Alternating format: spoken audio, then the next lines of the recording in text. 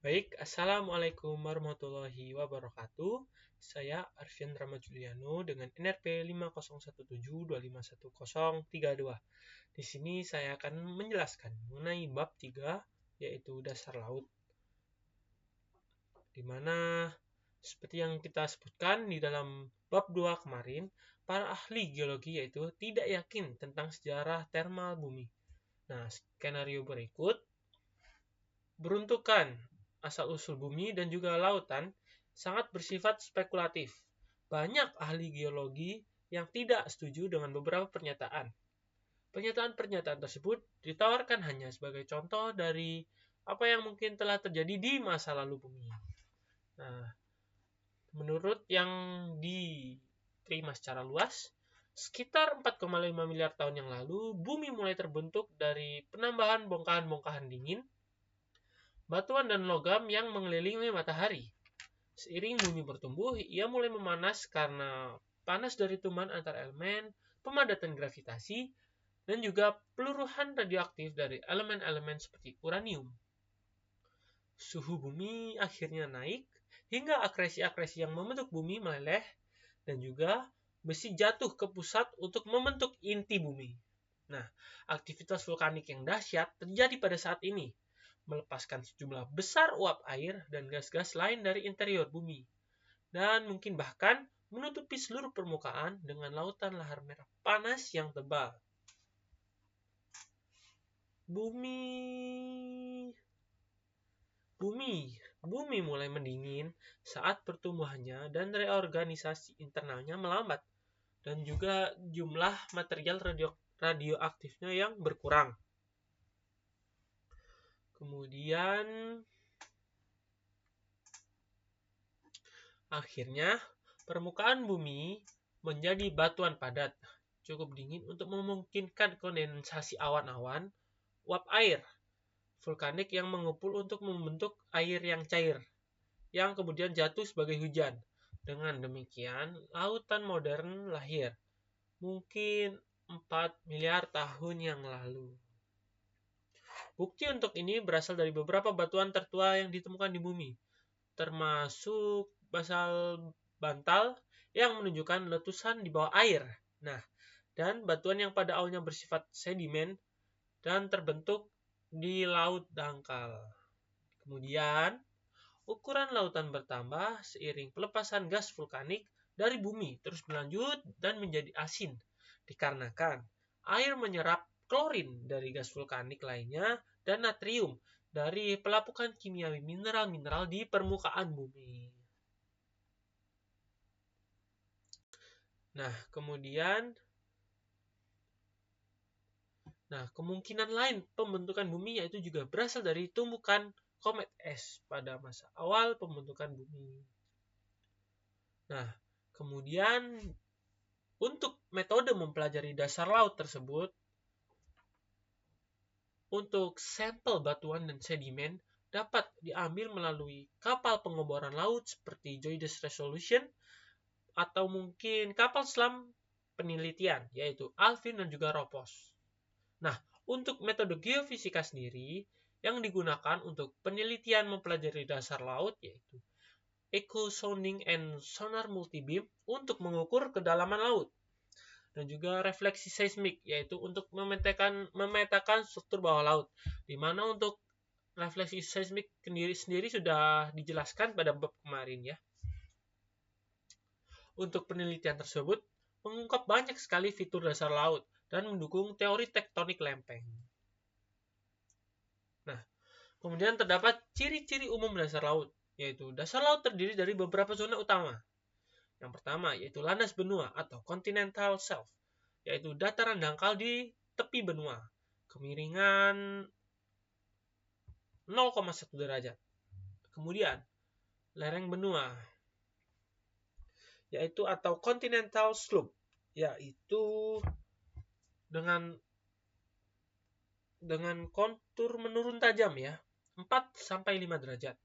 Nah, kemudian terdapat tanjakan benua atau continental rise, yaitu tumpukan sedimen di kaki lereng. Nah, kemudian yaitu yang terakhir dataran abisal atau abyssal plain, yaitu dataran sangat datar di laut dalam. Jadi datar ya, namun di laut sangat dalam. Kemudian terdapat ngarai bawah laut atau arus kekeruhan, di mana terdapat submarine canyon, yaitu lembah V, yang menyalurkan sedimen dari daratan ke laut dalam.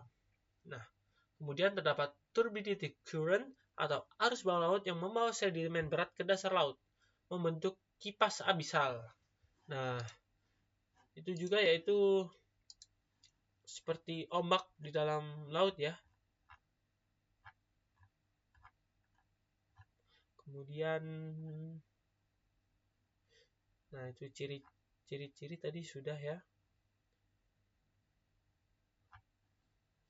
Kemudian tadi terdapat ngarai bawah laut dan arus.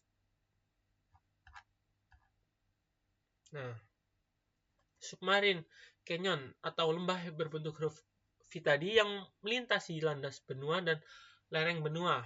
Nah, pada landas benua yang sempit seperti di sepanjang pantai Pasifik Amerika Serikat, ujung kepala submarine canyon bisa sangat dekat dengan pantai sehingga berada di dalam zona ombak.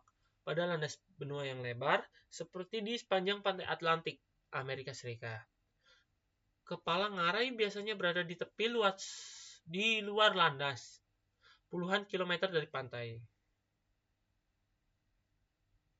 Nah, untuk yang submarine canyon tadi merupakan fitur erosi. Nah, tetapi bagaimana batuan dan sedimen dihilangkan dari dinding curam ngarai masih diperdebatkan ya. Proses erosi mungkin berbeda dari satu ngarai ke ngarai lain. Penyelam telah menemukan adanya down canyon movement of sand atau pergerakan pasir menurun melalui ngarai secara lambat seperti gletser atau cepat seperti longsoran pasir. Nah, pergerakan ini yang telah diamati menyebabkan erosi batuan yang sangat umum di ngarai pantai Pasifik yang mengumpulkan sejumlah besar pasir dari arus pesisir.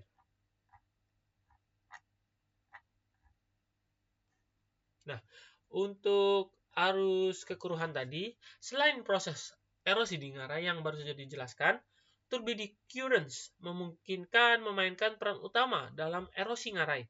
Turbidity currents adalah massa besar air laut yang serat sedimen dan bergerak karena pengaruh gravitasi.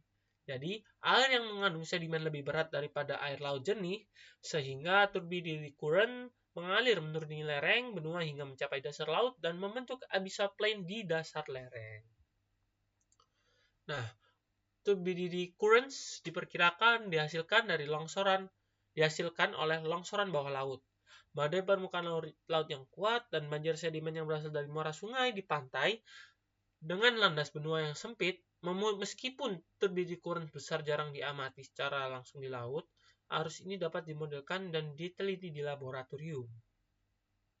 Nah, bukti tidak langsung juga menunjukkan bahwa turbidity currents memang terjadi di laut. Bukti ini berasal dari kerusakan kabel telepon dan telegraf bawah laut yang terbentang di dasar laut.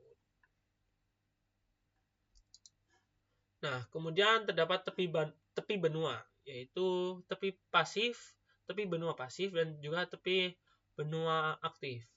Nah, untuk tepi benua pasif atau passive margin memiliki ciri-ciri stabil, tanpa gempa atau tanpa vulkanisme, umum di Samudra Atlantik. Nah, kemudian untuk tepi benua yang aktif atau active margin dihubungkan dengan zona subduksi, gempa bumi dan gunung berapi.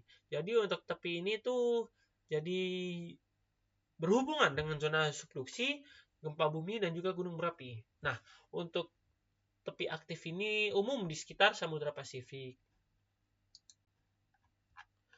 Seperti itu. Jadi selanjutnya yaitu terdapat fitur-fitur dasar laut lainnya, yaitu parit samudra atau ocean trench, palung dalam hingga lebih dari 11 km di zona subduksi. Kemudian punggungan samudra tengah atau pegunungan bawah laut raksasa, yaitu lebih dari 80.000 km panjangnya. Tempat pembentukan kerak samudra baru. Nah, yang terakhir memiliki lembah rentakan atau Rift Valley dan aktivitas vulkanik basaltik. Nah, kemudian terdapat juga black smokers yaitu ventilasi panas bawah laut yang kaya mineral logam, menjadi habitat unik bagi organisme kemosintetik.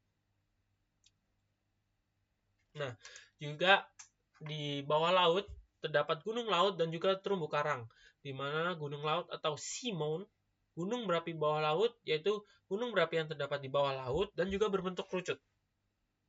Nah, juga terdapat ada yang namanya guyot, yaitu gunung laut dengan puncak datar akibat erosi, gelombang, dan penurunan dasar laut. Jadi, gunung laut ini memiliki puncak yang datar. Sementara gunung laut Simon tadi memiliki kerucut, namun yang ini puncaknya datar akibat erosi gelombang dan penurunan dasar laut. Nah, kemudian terdapat terumbu karang dan juga macam-macamnya. Yang pertama yaitu terumbu tepi atau fringing reef, yaitu terumbu karang yang menempel di pantai, jadi di dekat-dekat pantai. Nah, kemudian terdapat terumbu karang penghalang atau barrier reef. Nah, untuk terumbu karang penghalang ini sejajar dengan pantai dan juga dipisahkan oleh laguna. Nah, kemudian terdapat atol, yaitu cincin karang. Yaitu cincin karang ini melingkar dengan laguna di bagian tengah. Kemudian juga menurut Darwin, ketiganya terbentuk dari penurunan pulau vulkanik. Jadi ketiga terumbu karang itu terbentuk dari penurunan pulau vulkanik. Nah, kemudian terdapat sedimen dasar laut.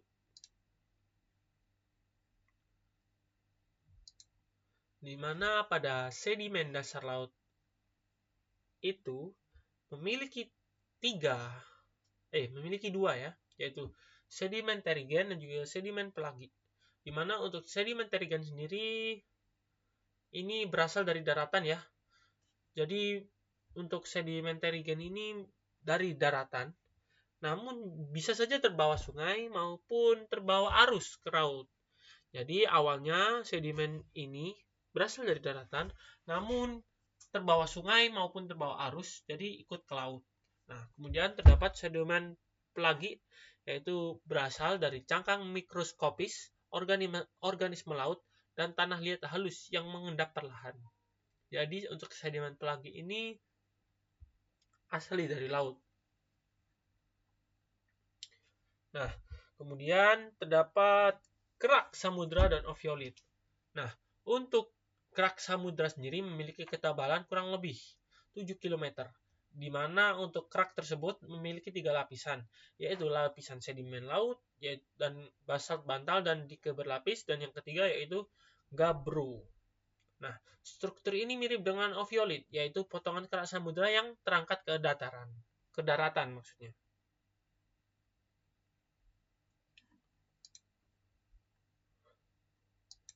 Kemudian usia dasar laut. Jadi semua batuan yang berada di dasar laut berusia kurang dari 200 juta tahun, yaitu di zaman Mesozoikum hingga Kenozoikum. Sebaliknya, batuan benua bisa mencapai lebih dari 3 miliar tahun usianya. Nah, hal ini menjadi bukti kuat bahwa dasar laut terus diperbarui melalui proses tektonik lempeng, yaitu seafloor spreading dan subduksi. Nah, jadi untuk kesimpulan, untuk dasar laut ini, struktur dan proses di dasar laut menjelaskan bagaimana dinamika kerak bumi dan pembentukan fitur geologi global. Nah, kemudian studi dasar laut menjadi dasar pemahaman teori tektonik lempeng yang sebelumnya kita bahas dan juga akan kita bahas lebih lanjut, yang menjelaskan pembentukan benua, gunung, dan samudra maupun dasar laut terbentuk. Nah, jadi sekian yang bisa saya sampaikan untuk bab 3 tersebut. Mohon maaf jika banyak sekali kekurangan maupun kesalahan dalam pembacaan dari saya. Baik, terima kasih. Wassalamualaikum warahmatullahi wabarakatuh.